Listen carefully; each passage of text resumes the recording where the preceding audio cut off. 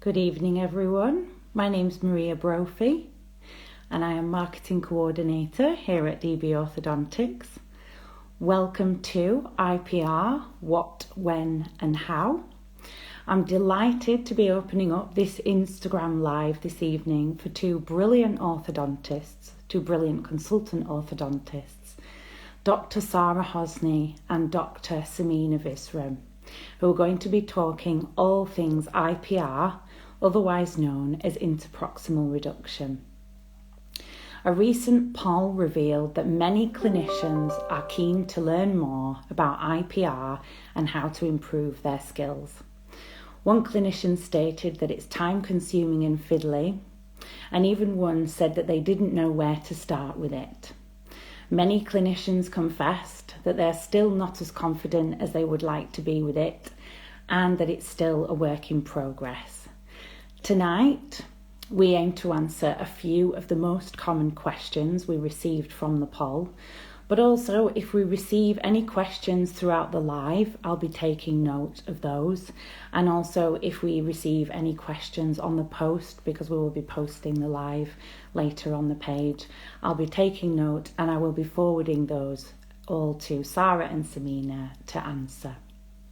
Also, you can send us a message on the DB Ortho account, or you can drop us an email at sales@dbortho.com.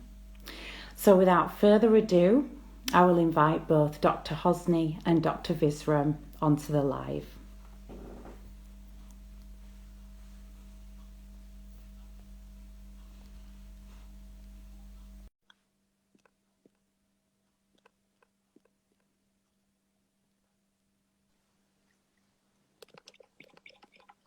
Hello. Hello. Okay, I just need to change this slightly. Okay. Hello, ladies. Good evening. Good Hello. evening, both. How are you doing? Good. You? Very well, Yeah, thank good. you. So over to you, ladies. I'll let you kick off the discussion. Well, I'll start by saying hello. I'm Sarah, and I'm an orthodontic consultant based in the Northwest, so in Manchester. And I split my time between hospital and practice, and a little bit of teaching too. And in terms of patients that I treat, I probably say it's a 50-50 split in terms of adults and children. Yeah, so I'm pretty much the same as you, Sarah. So I am a consultant mainly, and I do a bit of private practice. I also have found an increasing popularity in adults taking up orthodontic treatment, and I think that's probably one of the reasons why we've been brought here today to discuss this topic of IPR. Yeah, it's definitely a hot topic at the moment, and the use of IPR has been increasing so much recently in the recent years. I know from my own clinical practice, like I'm definitely doing more IPR now than I did a few years ago. And I think the reason why it's so popular now is like a combination of factors that's led to it. But as a society, like we're all using social media, certainly a lot more than we were 10 years ago. So I think people are a lot more aware about like smile aesthetics and dental aesthetics from things like Instagram and Facebook, and perhaps more likely and willing to pursue orthodontic alignment. But we've also seen a huge increase in popularity of aligner treatments. And hand in hand with that, we've also seen a big increase in the number of adult patients, like, you know, we've both noticed that are taking up orthodontic treatment. So with treating these maybe more milder malocclusions with less space requirements, IPR is just perfect, you know, as a tool to help us with that. We don't just use IPR in aligner treatments. I use it regularly for cases where I'm using fixed appliances. And it's a really valuable addition to our armamentarium in aligning teeth. So I know DB did a poll and we got lots of really good questions. We're going to try and answer the questions that were most commonly asked and hopefully shed some light on some of the issues that you guys are having with doing IPR. So I hope it's helpful. Yeah, definitely. I think it's a really interesting topic at the moment, very topical. Lots of clinicians and even patients that are really interested in IPR. and want to know more about it.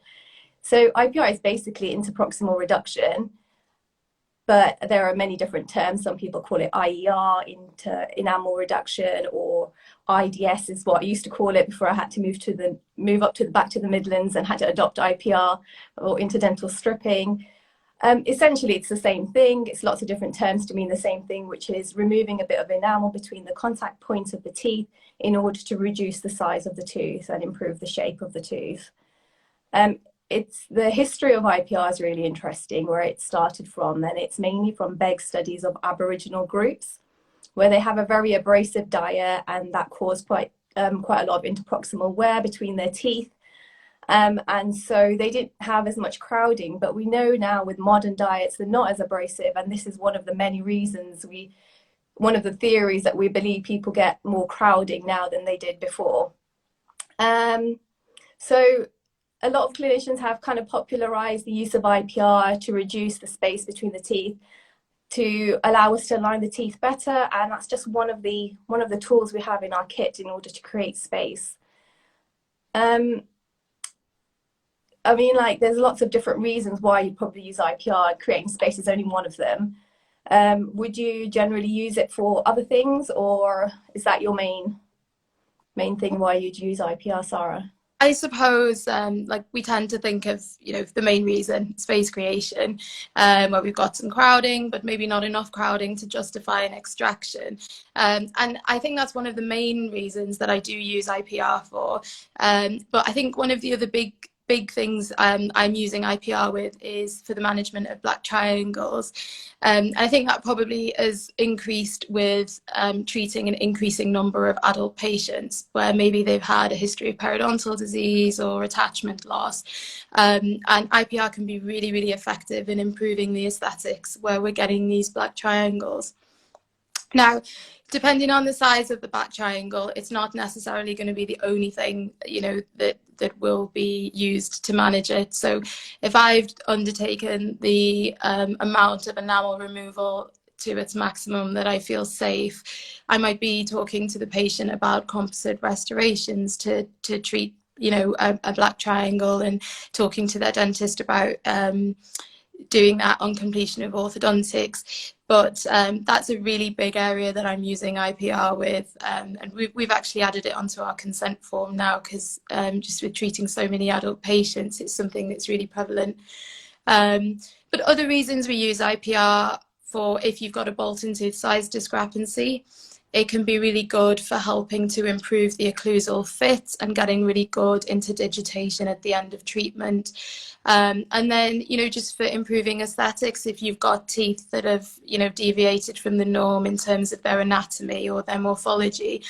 But I think in my clinical practice, definitely space creation and management of black triangles are the main two reasons that I use it. I don't know, how about you, Samina? Yeah, definitely. I think black triangles is a really big area.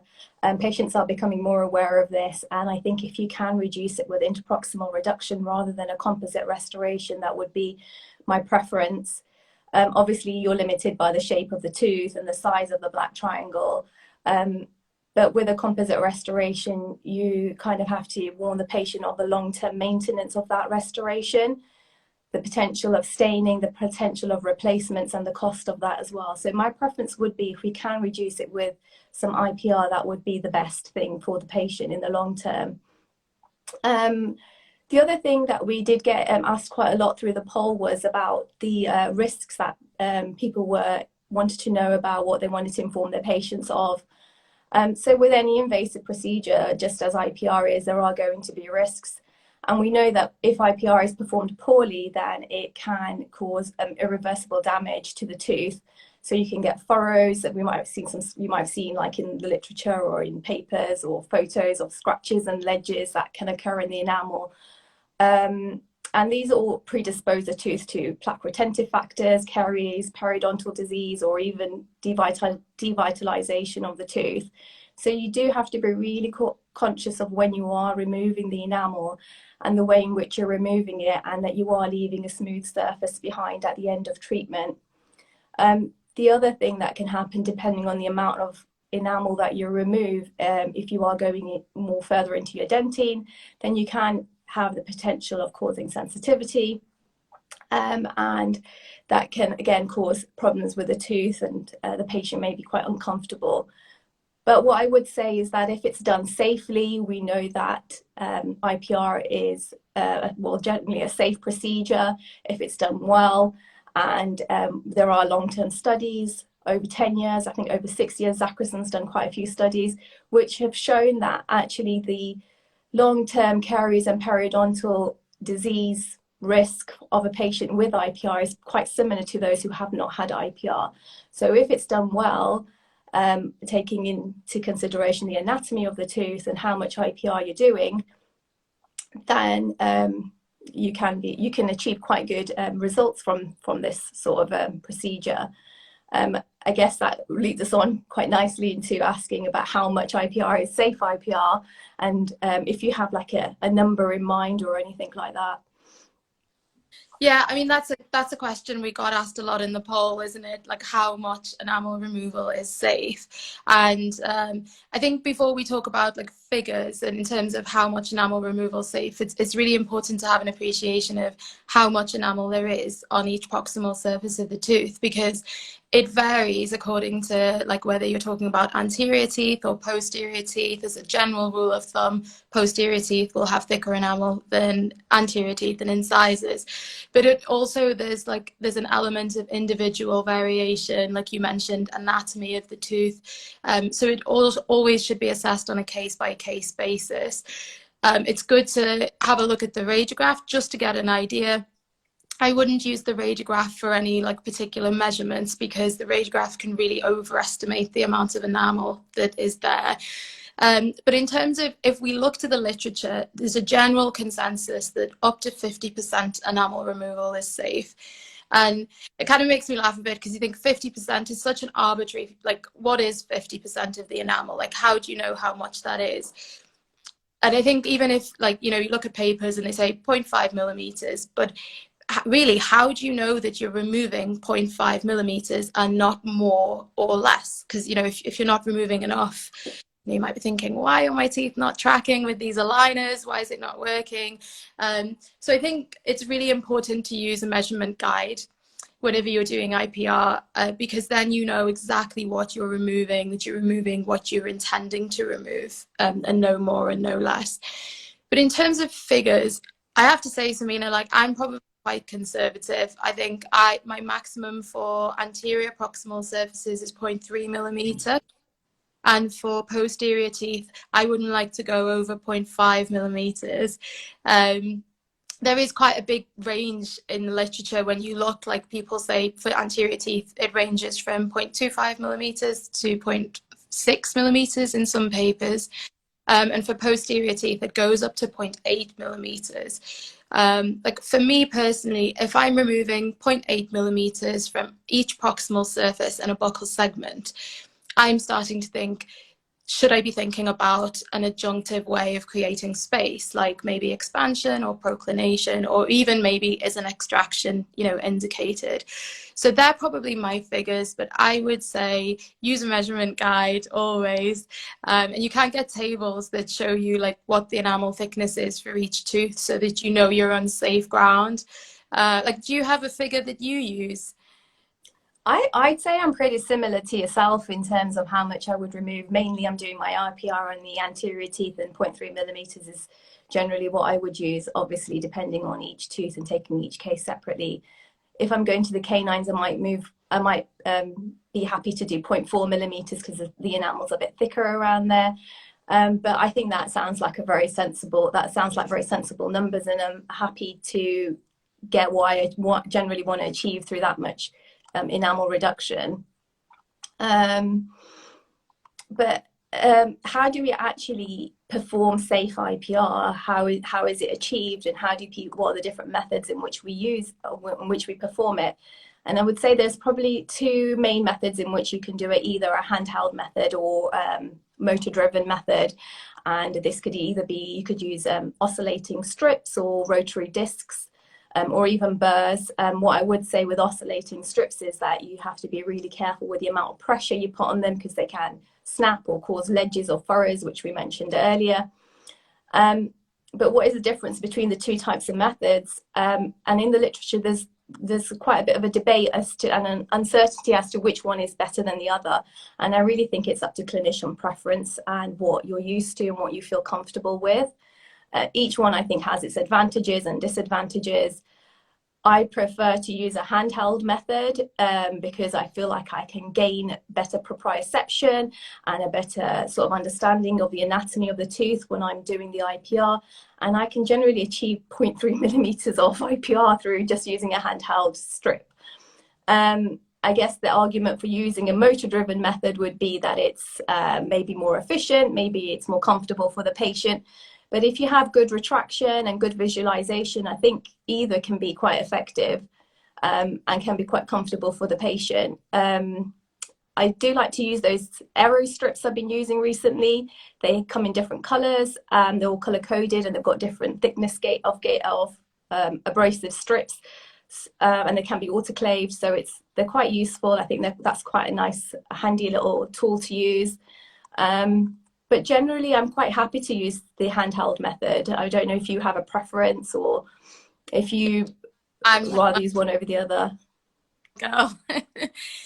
I think, like, for me, I just feel that when I use the manual strips, I have better visualization, better visibility, and therefore I'm more comfortable with that. Like, I feel like I'm less likely to cause a ledge, but I get a better feel for the contour of the tooth. Yeah. So again, like, I think that's a really important factor in making sure that your shape that you're leaving at the end is correct. But I work in a practice with 8 other orthodontists, and there's such a variation and split in terms of who uses mechanical and who uses manual. And like, my colleagues that use mechanical have like fantastic results. But I just think it's clinician preference, what you're comfortable with, and like you say, there's no evidence to suggest that either method has an advantage in terms of efficacy in enamel removal. Yeah, and the other thing I would say about a motor-driven method is that you are generating quite a bit of heat. And so it's really important that you are using some sort of coolant, or your assistant is spraying some cool air or water. And so your visualization may be impaired when you're using a motor-driven method, but I think either or, whichever one you prefer and whichever one you feel comfortable with, and that you're getting the one with which you're getting good results for. Are there any other steps that you would generally do with IPR, or I tend to think of this as part of IPR, but always polish after. Because when you were talking about the risks before, we know that even if you're not creating a ledge or a staph, and you're being very careful at a microscopic level, you are creating scratches on the enamel. So we should always be polishing after undertaking IPR.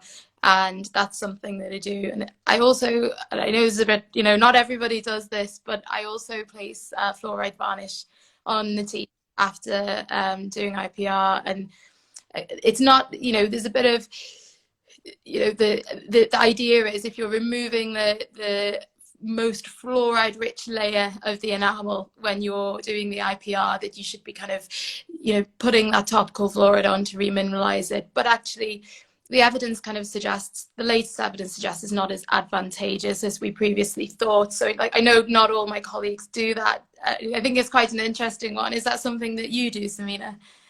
I won't generally apply topical fluoride following IPR, depending on the patient. And I know, obviously, you mentioned there are recent studies which have questioned the advantageousness of actually doing that. But I would always, with all my orthodontic patients, advise them of the importance of using fluoride, either in fluoridated toothpaste and adding fluoridated mouthwash to that. I would, however, routinely polish the teeth. I think that's a really important point that you make. We spoke about those risks earlier, and I think that's one of the ways in which we can help prevent like the plaque accumulation in the area. So following that, I think, do you have any like sort of clinical tips that you could like leave us with what you might do? So, so actually, just before I do go into the clinical tips, it's really interesting what you said about the evidence, because the evidence did suggest that what was more advantageous for remineralization was the daily use of toothpaste and mouthwash. So, so you're absolutely right to be doing that, Samina. But yeah, so we're going to leave you guys with some clinical tips to hopefully make the practical aspect of IPR a little bit easier for you. So my first clinical tip would be use a measuring guide, because otherwise you don't know how much you're removing, you don't know how much you've removed, whether you're in that sort of safe zone or whether we're kind of edging towards the risks that Samina talked about previously, especially if you're a beginner. But you know, I'm 10 years in, I still think it's a really, really useful tool. And then my next clinical tip would be try and align the teeth first, because it's really difficult to get an appreciation of the contour of the tooth and the anatomy, you know, the morphology of the tooth. And you're much more likely to create a ledge or a step in the side of the tooth if you can't visualize that contour and that proximal kind of contact point. So I appreciate we're not always able to fully align the teeth before doing IPR, but at least if we get some, you know, some alignment of the teeth, I think that makes it a lot easier to do. And then my final tip, and I think again, it's all about making the process easier for you, like in your hands, because then you're more likely to get the results that you're setting out to achieve. Try and make some space before you undertake IPR. So there's lots of ways that you can do it. Generally, if we've got a really tight contact point, we'll use a separator. You just leave it in for a week, and then when the patient comes back, you've got a little bit of space. Again, your visibility is improved, your access is improved, and it just makes the whole procedure a lot less stressful, and you're less likely to run into trouble. So hopefully they'll help you, but can you give us some of your clinical tips? Yeah, I mean, like, I love that tip about aligning the teeth first, because I think with the increase in aligner treatment, a lot of people will send off their prescription and it will come back to do some IPR either within visit 1 or visit 2, and you struggle because of the amount of crowding of the teeth, and you can't actually visualize it. So you should probably try and set your prescription so you're doing a bit of IPR later on in your treatment, or just do it incrementally as you go along, rather than trying to do it all in first appointment or second appointment. And the other thing that you mentioned I thought was really interesting is how you use a measuring gauge, and I use a measuring gauge, but I know a lot of people who don't use a measuring gauge, and I find it really difficult to understand how they can detect what 0.3 millimeters or 0.2 millimeters is without using the measuring guide. So I think that's a great tip. I'm going to give you a really economical one. So I get my strips, and I cut them up into smaller little portions and sections, and then I will use either a Matthews or a Mosquito, and I feel that you can get quite good glide between the teeth and quite good dexterity, and obviously you can then reuse your strip a number of times. And you don't get so much slippage as well if you've got a Mosquito or a Matthews. It's more comfortable for the patient as well. So that's my tip that I'm going to leave you with. But I think I love think IPR save us money with that's it, yeah. Offers grace. It's definitely I think I've really enjoyed chatting to you about IPR, even though it is Monday evening and we're talking about orthodontics. And what I would like to do is just really thank DB for like hosting this session tonight. And I think Maria mentioned if there are any questions, any further questions that came through during the chat, then we'll be happy to answer them and have a look at them. But what I would say is, in summary, IPR is a really great way in which you can create space in the arch and also do other things like help with reducing your black triangles, getting a better fit. But it's only one of the ways in which you can create space. We do have other methods, and obviously as orthodontists and clinicians, we won't forget those. But I think I'll hand over to Maria, and thank you so much for hosting us tonight. Thank you. Thank you, ladies. Thank you so much, Sarah and Samina. What an informative session. I will certainly be going back to this for my own research. And yes, I do want to reiterate that tonight we aim to answer a few of the most popular questions, but I have taken note of a few questions that we've received during the live, and I'll be forwarding those on to both of you, and we will get back to everybody who's asked questions. And also, if after this, if you want to drop me a message on the DB Ortho page, we will be answering, we will answer every question, or you can email at sales@dbortho.com. And also, if anyone's interested in viewing the products that we have for IPR at DB Ortho, you can just click on the link, and if you go to the Aligner Essentials booklet, we've got both mechanical and manual devices there. And so with that, I'll say thank you to everybody for joining us, and thank you so much, ladies, and I wish you a great evening. Thank you very much. That was fun. Good night. Good night. All right. Have a good evening, guys. Bye. Bye-bye.